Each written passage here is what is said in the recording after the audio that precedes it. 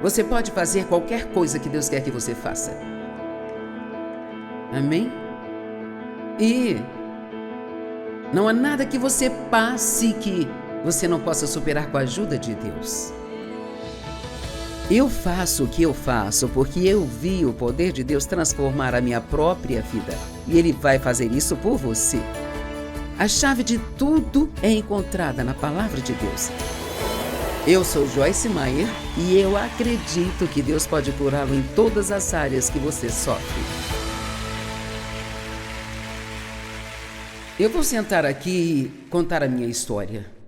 E eu acredito que tem pessoas aqui hoje que isso vai realmente ajudá-las e realmente vai mudar suas vidas.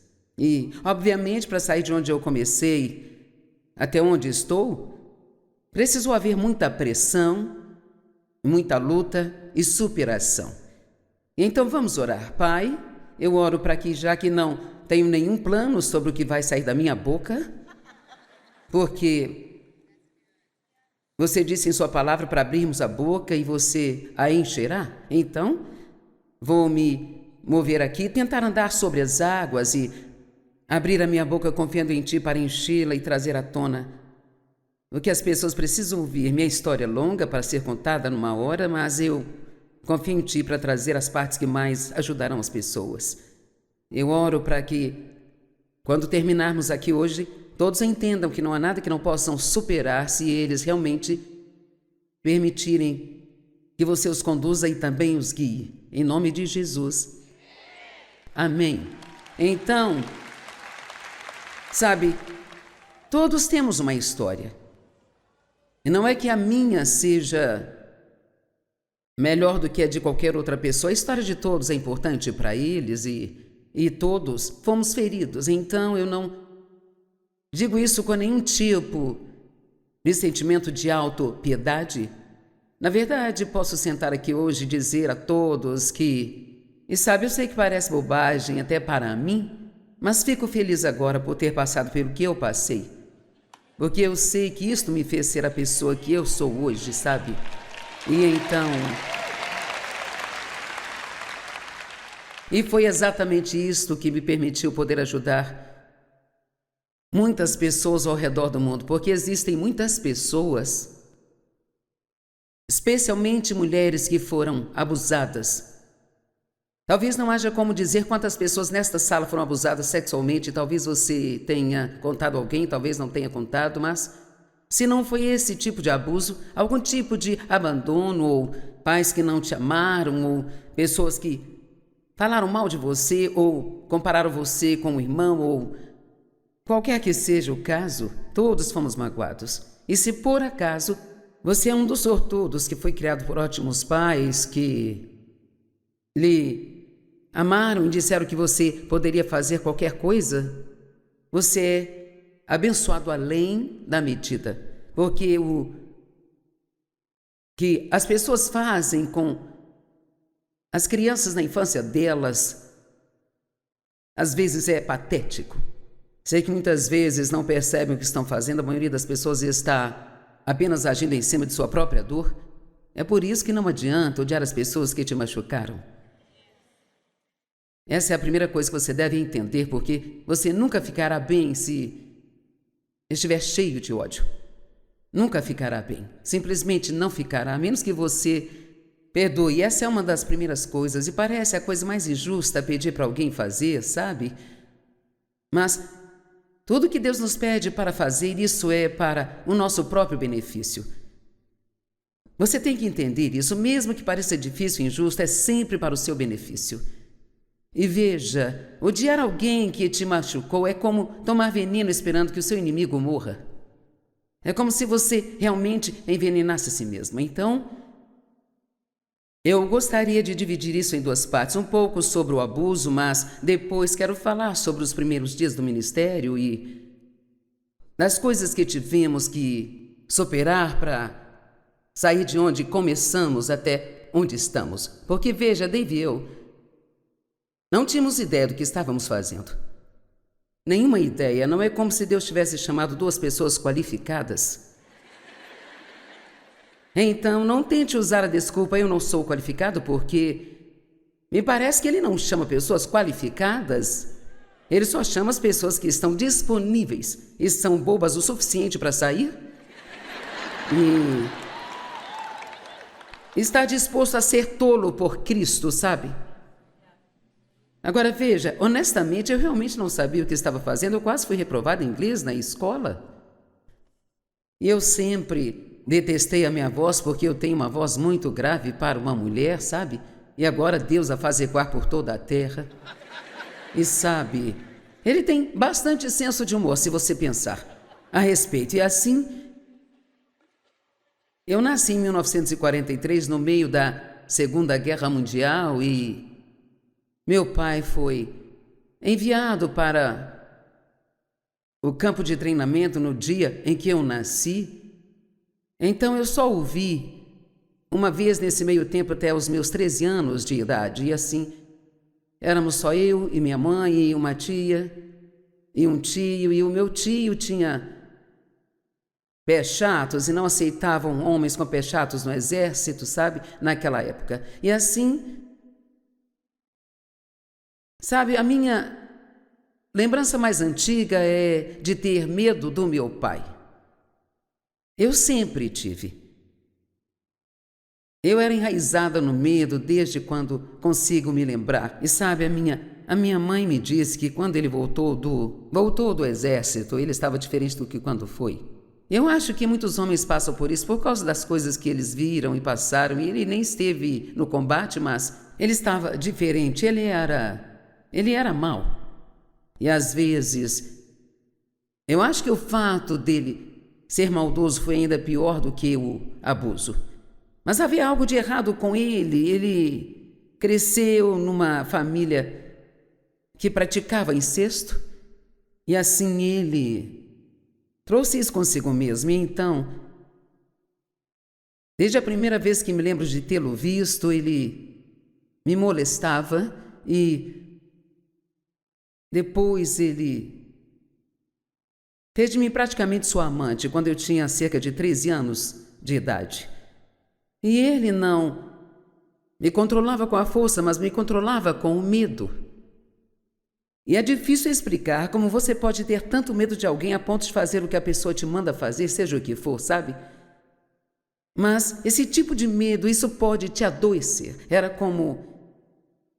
Ele trabalhava à noite, eu agradeço a Deus por isso, porque pelo menos eu não ficava perto dele à noite. E minha mãe também tinha medo dele. Eu tinha um irmão que meu pai praticamente abandonou. E me lembro de quando minha mãe engravidou, de orar para que fosse uma menina, esperando que meu pai gostasse mais dela do que de mim, me deixasse em paz, sabe?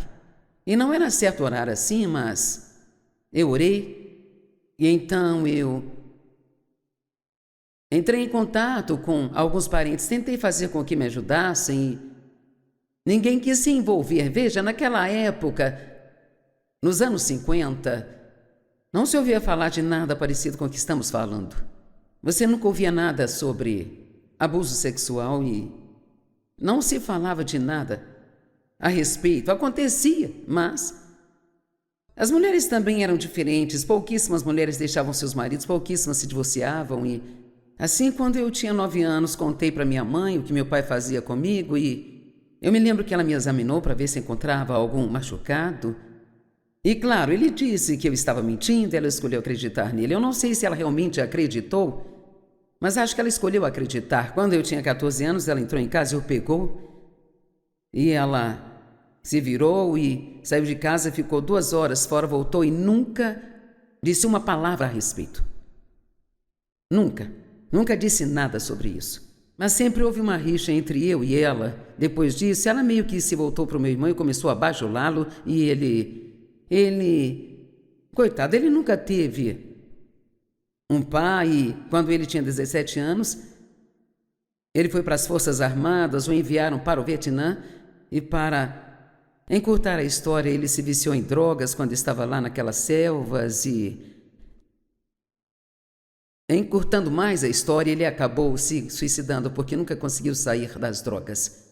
Ele até tentou e nós tentamos ajudá-lo também. Ele era um moço do bem e Eu sinceramente acredito que ele foi para o céu. Ele creu, sabe? Ele tinha tantos problemas que ele não conseguia se endireitar. E às vezes as pessoas são assim, elas não, é mais do que o que elas conseguem lidar ou superar. O último lugar que ele ficou foi no Centro dos Sonhos, em Los Angeles, e eu liguei para o pastor Tommy.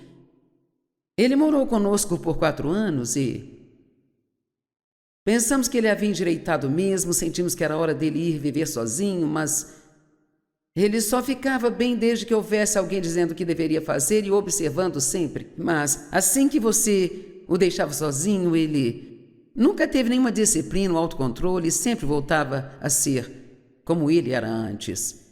E ele tinha um filho de quem não cuidava, ele nunca pagou pensão, nunca cuidou do filho, ele foi extremamente irresponsável. E assim então, entre o álcool e as drogas havia algo que percebi somente agora, sabe? Ele era também esquizofrênico. E minha mãe também. Minha mãe, acho que foi pela culpa. Ela tinha muita culpa. Quando eu tinha, eu acho, cerca de 18 anos, ela teve um colapso mental e teve que fazer tratamento de choque por 2 anos. E assim era toda uma bagunça. Graças a Deus, quando eu tinha 9 anos, fui escondido à igreja com minha tia e meu tio, quando estávamos no que nós chamávamos de roça. Eles moravam a 300 quilômetros de nós, no sudoeste do Missouri. E fui à igreja com a intenção de ser salva. Agora, eu sabia que eu precisava ser salva. Eu não sei como, sabe? Eu nem sei onde aprendi esse termo, mas naquela noite de todas as noites, o pastor se esqueceu de fazer o apelo. Bem, eu acho que eu tinha um pouco de determinação na época, porque eu estava com meus primos e eu peguei cada um deles pela mão e eu disse: vamos lá na frente para sermos salvos. Acho que já havia ali sinais de uma evangelista, e então nós fomos lá na frente. Eu me lembro que estava chorando, eu olhei para o pastor e disse: você pode salvar-me? E ele orou conosco e eu me lembro, eu senti uma limpeza por dentro e foi lindo, sabe? Mas no dia seguinte trapacei no jogo de esconde-esconde. Com a cabeça encostada na parede, eu espiei. E o diabo me disse que eu tinha perdido minha salvação. E nunca houve ninguém para me dizer o contrário. E assim daí até os meus 18 anos, eu achava que o que quer que eu tivesse recebido eu havia perdido, mas eu só entendi mais tarde na minha vida que, quando eu tinha 9 anos de idade, essa determinação cresceu em mim de que eu ia vencer, sabe? Eu tinha essa determinação, isso não vai derrotar-me, ninguém vai me ajudar, então eu vou ter que passar por isso e eu vou sobreviver. Me lembro que costumava deitar na cama, quando eu estava na minha adolescência à noite, eu falava: um dia eu vou fazer algo grande.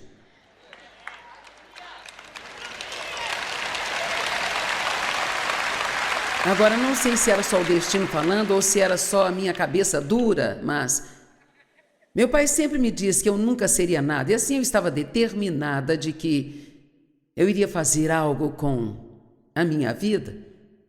Eu sempre tive o dom de escrever e meus professores queriam que eu me candidatasse a uma bolsa de jornalismo, mas eu sabia que precisava sair de casa e trabalhar e cuidar de mim mesma, e assim nem tentei ir para a faculdade. E agora eu acho tão engraçado que eu escrevi 153 livros e nunca tive nenhum tipo de estudo para fazer isso. E assim então, nunca pense que você não tem estudo suficiente para fazer algo. Você pode fazer qualquer coisa que Deus quer que você faça.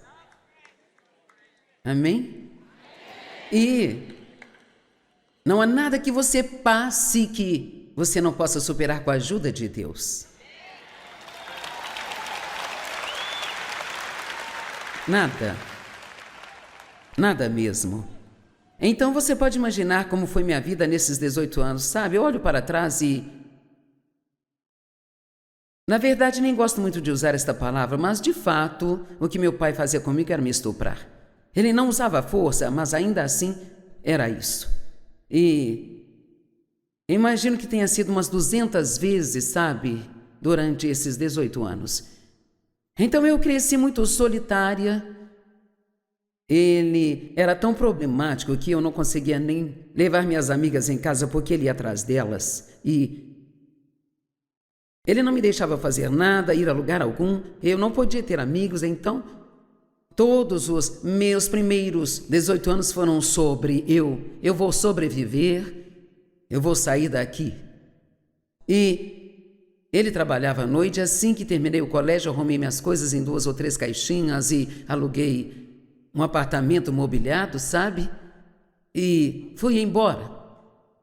Eu achava que eu tinha me livrado do meu problema. Sabe, eu não percebia que eu o carregava na minha alma. Eu realmente não entendia que eu tinha um problema, sabe?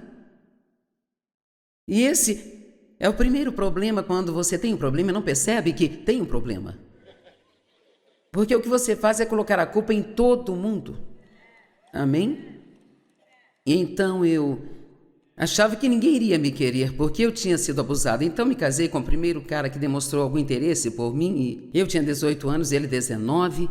Ele tinha mais problemas do que eu, se é que isso fosse possível. E as pessoas problemáticas geralmente se casam com outras pessoas problemáticas e trazem problemas umas para as outras.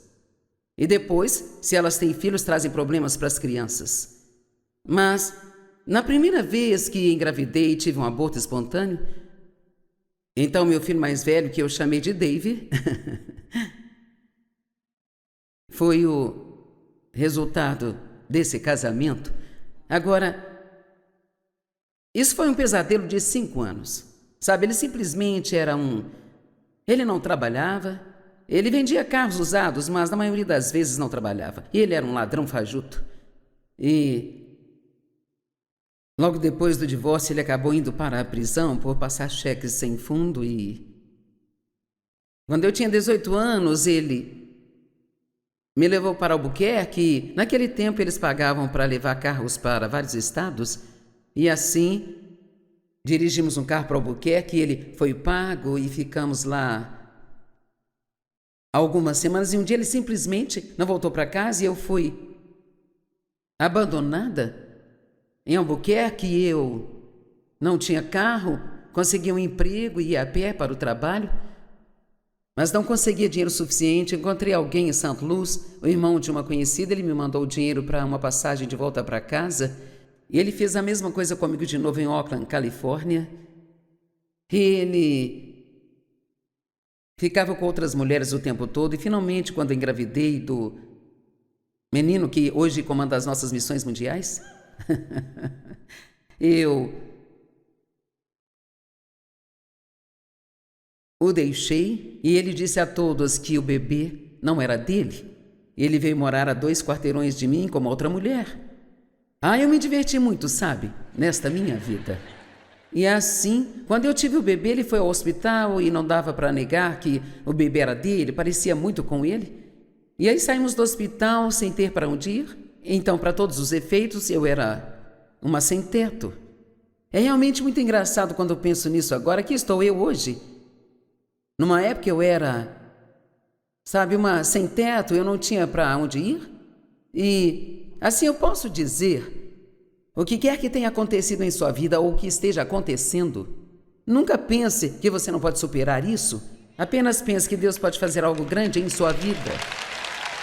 Porque eu estou te dizendo, você pode ter um péssimo começo e um excelente final, sabe? Amém? Então ele ligou para a ex-mulher de um dos seus irmãos, que por sinal era uma cristã, e perguntou se ela nos acolheria por um tempo. Ela disse sim. Eu não tinha ideia do que eu estava fazendo. Eu tive aquele bebê, eu devo ter tido uma infecção porque fiquei com 3 furúnculos grandes no meu corpo e nem tive o bom senso de ir ao médico, sabe? Mas assim que pude, eu consegui um emprego e consegui um apartamento, e ele tinha ido embora com a namorada. E voltou mais uma vez e eu finalmente cheguei ao ponto em que eu não aguentava mais. Eu disse, eu quero o divórcio. Bem, eu realmente não conseguia cuidar de mim, do bebê, e sem ninguém para me ajudar. Então, esse foi o último recurso. Então, eu teria que ligar para o meu pai e pedir para voltar para casa, sabendo que isso significava que eu teria que gastar todo o meu tempo tentando me esquivar dele. Bem, agora entra em cena o Dave Maier.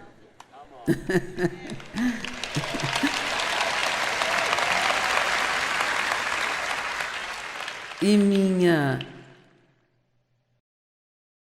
mãe e meu pai moravam numa casa geminada. Você já deve ter visto uma. Isto costumava ser muito popular. Você comprava uma casa, mas era uma moradia para duas famílias e eles moravam na cidade. Era uma moradia em cima e outra embaixo e eles alugaram um andar de cima e o rapaz que morava no andar de cima trabalhava com o Dave e Dave foi buscá-lo numa noite para ir a algum lugar e eu estava na frente lavando o carro da minha mãe. Eu usava shorts curtos e ele achou que eu era bonita, então ele resolveu flertar comigo.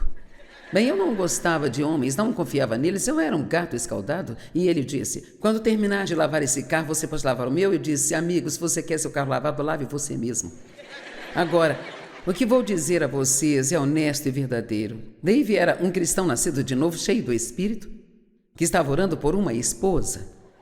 Ele disse a Deus que estava pronto para se casar, e ele orou dizendo que seja com alguém que precise de ajuda.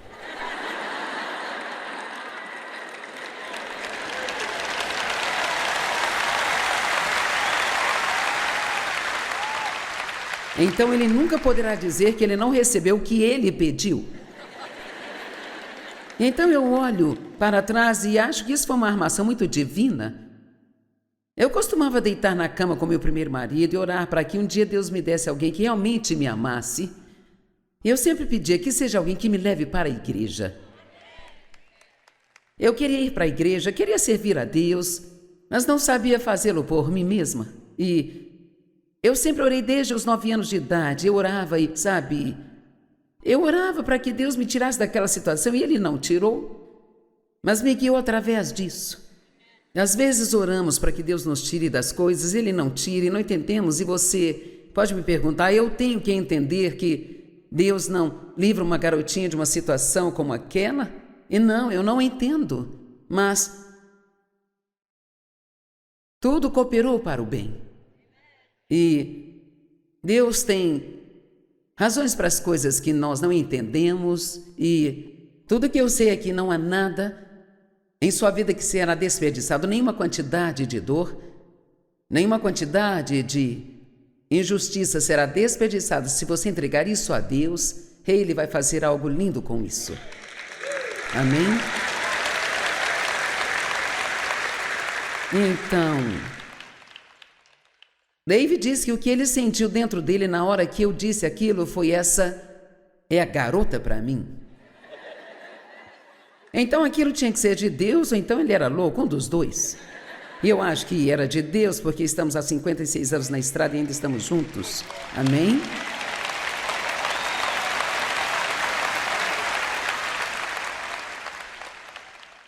Tivemos uns 3 ou 4, talvez 5 encontros. E ele me pediu em casamento. E na noite em que ele me pediu em casamento, eu fiquei tentando chegar em casa porque eu queria chegar antes do meu pai. Ele sempre saía e ficava bêbado no sábado à noite, então eu gostava de fingir que já estava dormindo quando ele chegasse em casa.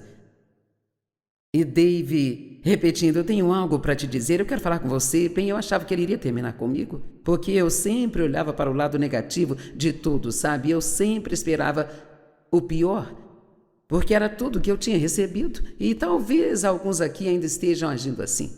E você ainda está esperando pelo pior, porque foi o que sempre teve. Bem, eu estou te pedindo que você faça um novo começo e comece a acreditar que algo de bom vai acontecer com você a qualquer momento. Vocês vão fazer isso? Eu quero encorajá-los a dizer todas as manhãs, algo de bom vai acontecer comigo hoje. Não porque você é bom, mas porque Deus é bom. Amém? Algo de bom vai acontecer comigo hoje. Amém?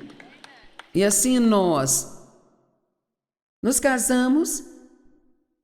Eu não tinha a menor ideia do que estava fazendo, eu nem sabia o que era o amor. Eu tinha um bebê de quase 1 ano, estávamos casados há 3 semanas e David olhou para mim e disse: "O que há de errado com você?" Eu era muito negativa, ele dizia: "Por que você é tão negativa?" Eu dizia: "Bem, se você não espera que nada de bom aconteça, então não ficará desapontado se não acontecer. Então, nunca me diga que você não consegue superar a negatividade, porque eu não conseguia ter 2 pensamentos positivos sem que meu cérebro tivesse uma cãibra. Nunca me diga que você não pode superar a negatividade, porque eu não conseguia ter 2 pensamentos positivos seguidos sem que meu cérebro tivesse cãibras."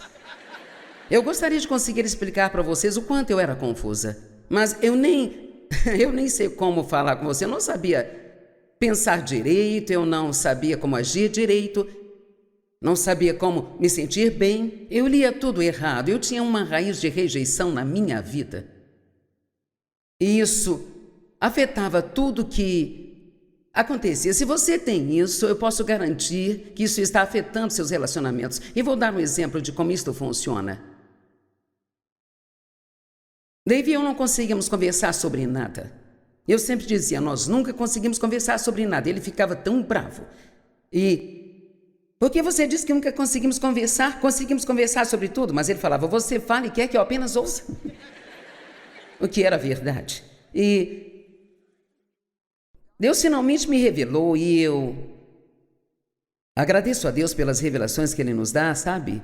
Que o que estava acontecendo comigo era por causa dessa raiz de rejeição. Se ele discordava de alguma opinião que eu tivesse, eu assumia que ele estava me rejeitando. Mas ele não estava me rejeitando, ele só não concordava com o que eu pensava. Eu não sabia separar minha opinião de quem eu era, sabe?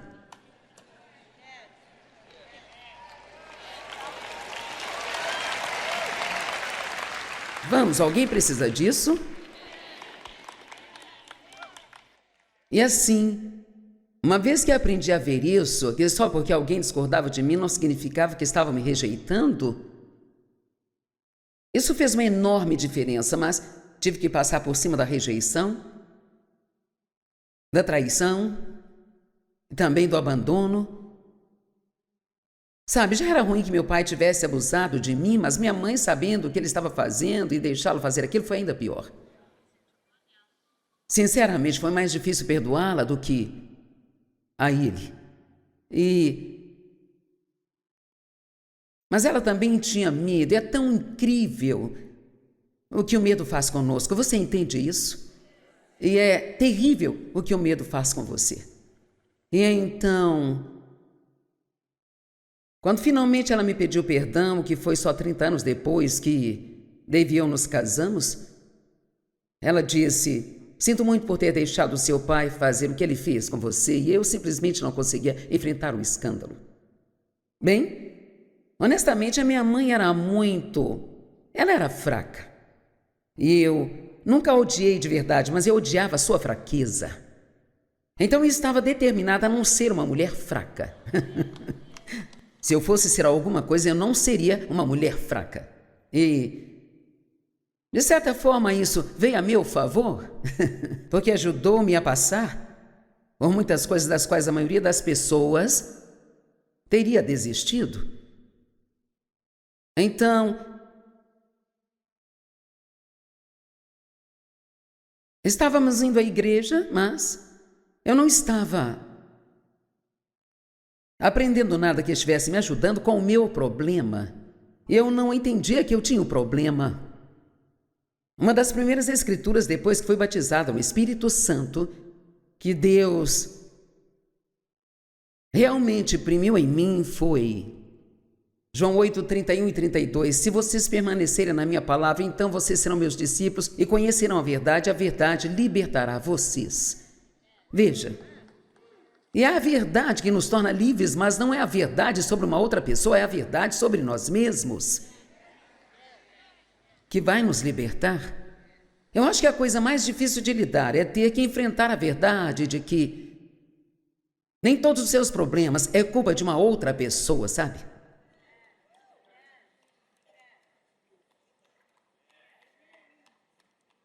É melhor termos um pouco de selah agora mesmo. Que significa, faça uma pausa e pense com calma nisso. É muito difícil assumir a responsabilidade pela sua própria bagunça.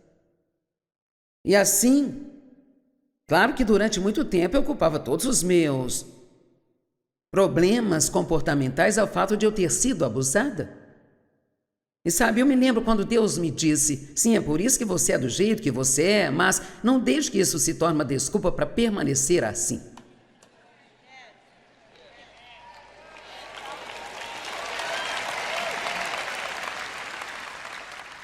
Algumas dessas pequenas falas que dou fazem valer a pena você estar aqui hoje, sabe? Veja... Veja, algo que alguém fez com você pode ser motivo pelo qual você tem um mau comportamento, mas você não pode deixar que isso se torne uma desculpa para permanecer. E a partir de hoje, você precisa começar a assumir a responsabilidade pelo que você faz e não simplesmente jogar a culpa em mais ninguém. E você precisa assumir a responsabilidade por sua própria alegria e sua própria paz. Não é trabalho de outra pessoa manter você feliz. Amém? Então vem o ano de 1976, houve um derramamento do Espírito Santo em toda a terra. Quantos aqui se lembram disso? Ok. Significa que você é tão velho quanto eu. E sabe... Pessoas em todas as denominações estavam sendo cheias do Espírito Santo. Se você não sabe do que se trata, então vá ler o livro de Atos, os primeiros 2 capítulos. Eles nasceram de novo, mas não foram cheios do Espírito Santo. E quando eles foram, todos falaram em outras línguas. Pessoalmente acredito nos dons do Espírito Santo. Eu vivo isso e não tenho vergonha de dizer para você. E digo mais, você precisa ser cheio do Espírito Santo, porque o Espírito Santo, ele te dá a... Você se lembra de Pedro? Veja, ele era um covarde. E depois que foi batizado no Espírito Santo, ele saiu pelas ruas e ele conseguiu ganhar 3.000 pessoas. Então, quando você é cheio do Espírito Santo, isso lhe dá coragem, isso lhe dá força. Ele é o nosso ajudador, ele é o nosso fortalecedor, ele é o nosso mestre e ele vem viver dentro de nós. Quando Jesus foi levado aos céus, ele disse, eu vou lhes enviar um ajudador. Uau, você nunca precisa fazer nada por si só. Você sempre vai ter esse ajudante divino. Isso é o que permite que você faça qualquer coisa que você precise fazer. Você pode fazer tudo com a ajuda de Deus.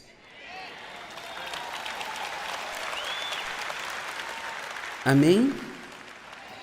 Então, eu fui cheio do Espírito Santo e, claro, manter a boca fechada não era uma opção para mim em primeiro lugar, sabe? Quando Deus te toca com aquele fogo santo, você fica animado e quer contar para outras pessoas. E essa coisa toda de bem, minha religião é algo privado, é uma grande bobagem. Sabe, se você foi tocado por Deus, vai ter dificuldade em manter a boca fechada sobre isso. Amém? E havia muitas coisas acontecendo. Eu nem sabia realmente o que tinha acontecido comigo. Certa manhã eu estava a caminho do trabalho e estava decepcionada com a vida. Dave e eu tivemos uma briga naquela manhã e eu clamei dizendo, Deus, você tem que fazer algo na minha vida hoje. E sabe, naquele momento não me importava se eu recebesse o milagre católico ou batista ou luterano, sabe? Nada disso fazia diferença. Eu só queria que Deus fizesse algo na minha vida.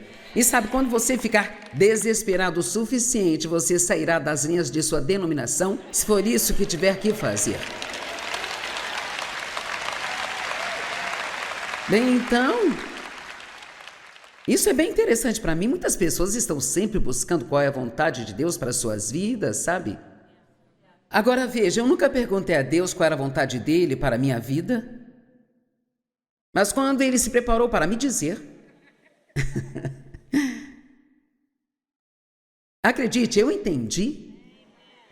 Então eu não acho que você tem que sair por aí numa expedição de escavação, você só precisa dizer a Deus: eu quero fazer o que você quer que eu faça, Deus.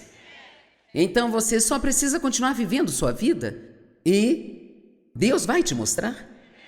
Ele vai abrir uma porta, vai falar com você, Ele vai mostrar a você, Ele vai te dar um desejo avassalador de fazer alguma coisa, ou você realmente vai trabalhar com crianças, ou haverá algo que você realmente vai querer fazer. Então, acho que só precisamos acalmar sobre isso. Ó Deus, qual é a sua vontade para mim? O que você quer que eu faça, Deus? O que você quer que eu faça? E assim eu estava arrumando a minha cama numa manhã, ouvindo, naquela época, eram fitas de pregações.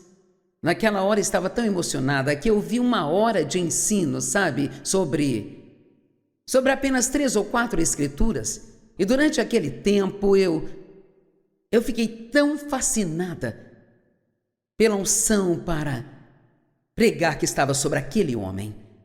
E eu pensei, isso deve ser a coisa mais maravilhosa do mundo.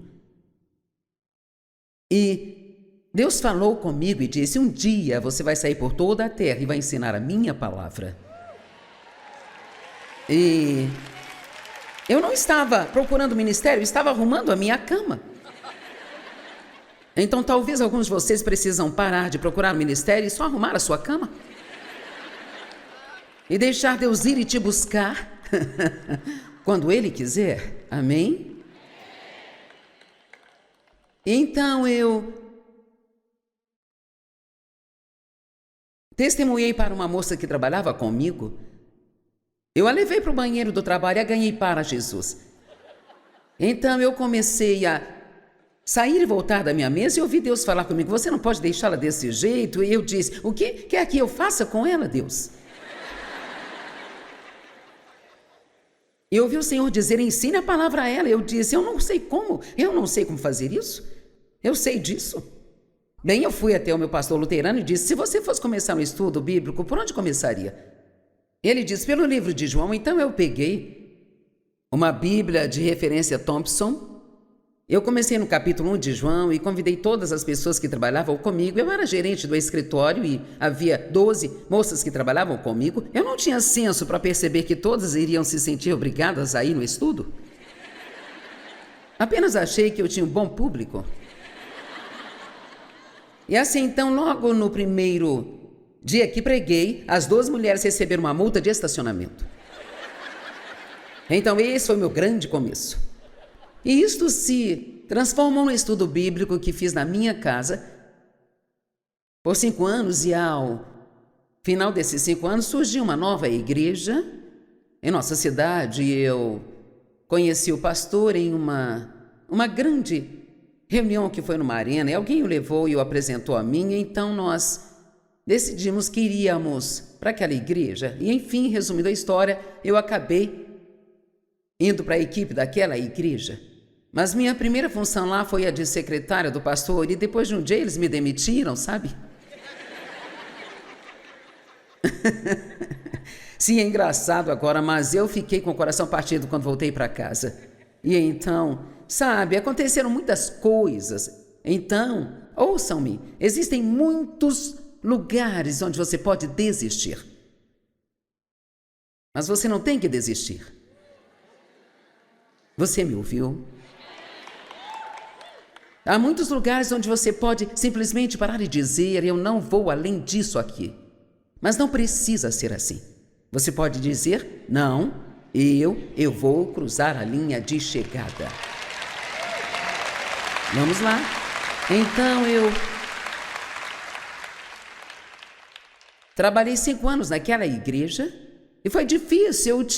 Eu tinha 36 anos, o pastor uns 26. Nós 2 achávamos que sabíamos tudo e nenhum de nós sabia nada. E nós somos amigos até hoje. Recebi uma mensagem dele semana passada e foi difícil.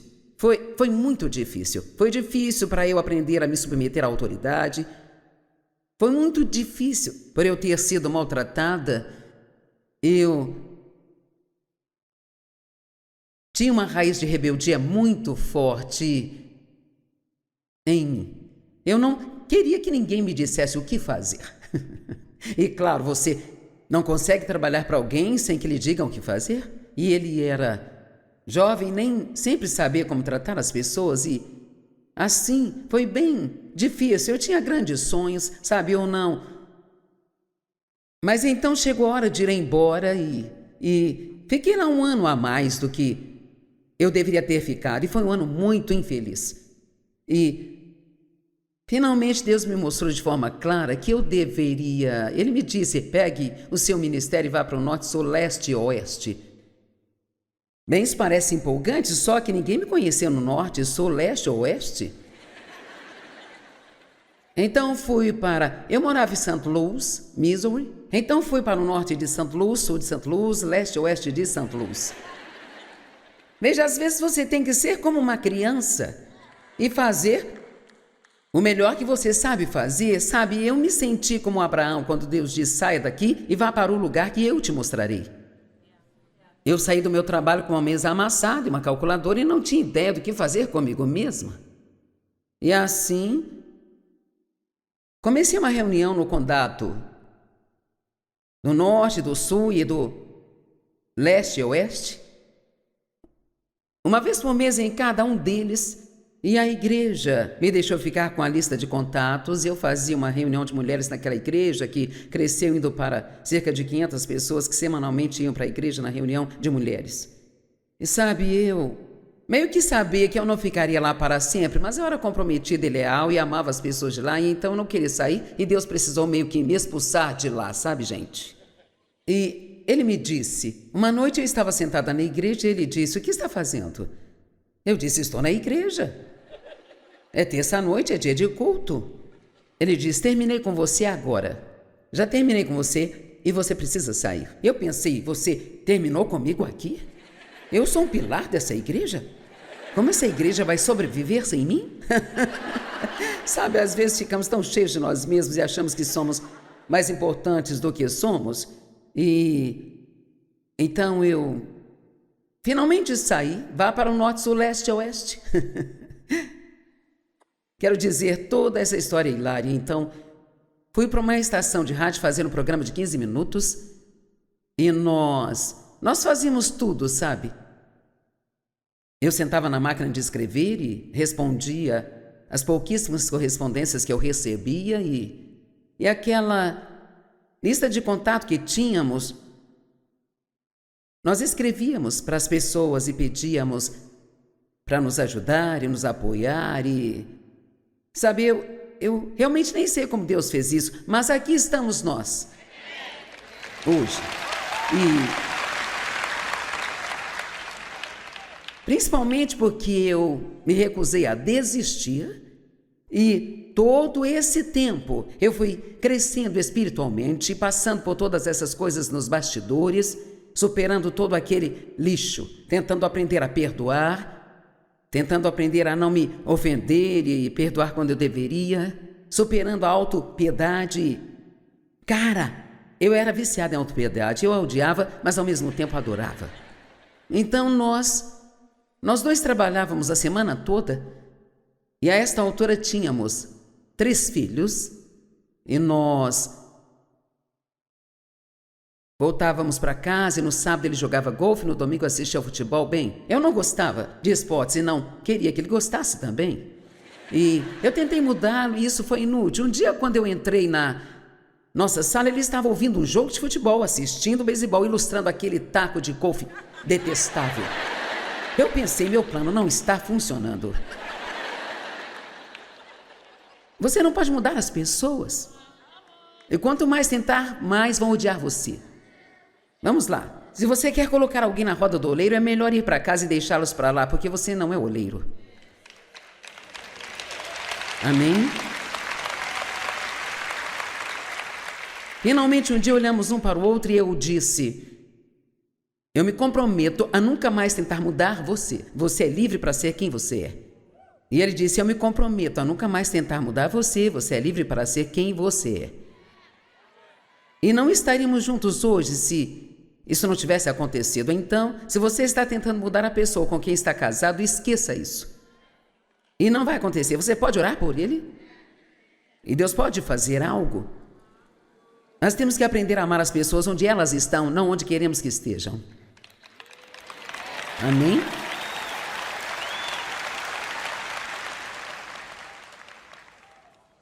E como eu já disse, acho que o David já foi casado com umas 20 mulheres diferentes, sabe?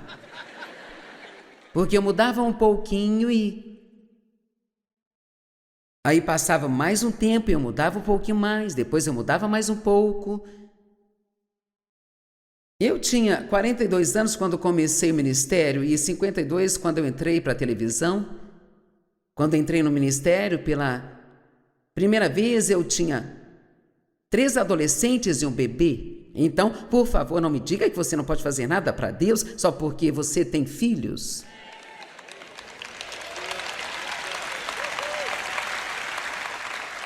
Agora, olhe para mim, você pode fazer qualquer coisa que Deus te mandar fazer. E Deus, Ele proverá tudo o que você precisa, porque Ele arca com aquilo que Ele ordena a você. Amém? Então nós estávamos nessas 8 estações de rádio e finalmente chegamos ao ponto de alugar salões de baile, de hotéis, viajar para os lugares que dava para ir dirigindo, onde a rádio chegava, e economizamos $1.600 e compramos uma van que tinha as rodas enferrujadas e pneus carecas e íamos dirigindo para essas reuniões e não tínhamos dinheiro para ficar em um hotel ao voltar para casa à noite. Nós íamos de carro e quando o David ficava muito cansado para dirigir, ele parava no McDonald's ou outro restaurante de fast food, dormia um pouco e depois continuávamos a viagem. Ouça, não espere ser promovido até que você pague suas dívidas. Vamos lá. Alguém precisa ouvir isso? Não fique torcendo o nariz porque não lhe dão uma grande posição na sua igreja logo no dia em que você chega, só porque é muito talentoso. Você precisa mais do que talento, precisa de maturidade. Precisa de maturidade espiritual, precisa de caráter. Não apenas representar um personagem, precisa ter caráter. O caráter de Deus. E nós passamos por muitas coisas difíceis, mas sabe, Deus nunca nos decepcionou, nunca pagamos uma conta atrasada. Mas veja, nós trabalhávamos. Eu nem sei como começar a lhe dizer o quanto nós trabalhávamos. Depois que eu entrei na televisão, as coisas começaram a explodir. Estávamos multiplicando como loucos, nosso ministério triplicava a cada ano. E tudo que eu posso dizer é que cada pessoa tem uma designação de Deus e cada pessoa precisa estar determinada a terminar tudo o que Deus te chamou para fazer. E se tudo que você for chamado a fazer é servir ao Senhor, então sirva ao Senhor com alegria. Amém? E contanto que você esteja fazendo o que Deus quer que você faça, você está fazendo algo grande. Agora, de onde comecei, vamos voltar para a garotinha cuja primeira lembrança era ter medo do pai passando por vários abusos. E há muito mais nessa história, coisas que eu poderia te contar, que seu estômago iria revirar, e eu não vou contar isso nunca. Minha filha me disse há um tempo atrás, ela disse, sabe, é incrível ver a boa mãe que você foi considerando como foi criada. Então nunca tenha medo. Nunca tenha medo de que você não possa ser uma boa mãe ou um bom pai, porque Deus vai te ungir para ser o que Ele te chamou para ser. E a unção é o que qualifica você. Jesus, ele era qualificado. Ele disse, foi sua unção que qualificou a mim. E Deus tem sido fiel a mim, Ele tem sido bom para comigo Ele me devolveu 10 vezes por qualquer coisa que eu tenha perdido. Ele me deu honra, Ele recompensou-me, Ele me abençoou. E tenho que te dizer algo. Eu não posso dizer que eu lamento pelo que aconteceu comigo, porque o que eu pensava ser o meu pior inimigo, na verdade, se tornou o meu melhor amigo. Amém? Eu posso te garantir que Deus é fiel, que Deus é bom, e você pode passar por qualquer coisa que venha contra você, porque o maior vive em você. Vamos, levante-se e dê um aplauso ao nosso Deus. E eu quero que todos oremos juntos, porque eu quero garantir que ninguém saia daqui sem ter recebido a Cristo. Dessa forma, vamos orar juntos. Deus Pai, eu te amo. Jesus, eu creio em Ti. Eu creio que você é Deus, o único Filho de Deus. Eu creio que você morreu na cruz para pagar pelos meus pecados. E no terceiro dia você ressuscitou de dentre os mortos. E a minha dívida foi paga. Meus pecados estão perdoados. Sinto muito pela forma como vivi. Eu me arrependo. Eu me entrego a Ti. Eu Te recebo como meu Salvador. E quero que você se torne o meu Senhor. Quero que a Tua vontade seja a minha vontade. Obrigado por me salvar. Eu creio que eu estou perdoado, que estou a caminho do céu e vou desfrutar a jornada. Ensina-me, me faça ser como Jesus. Amém. Muito bem.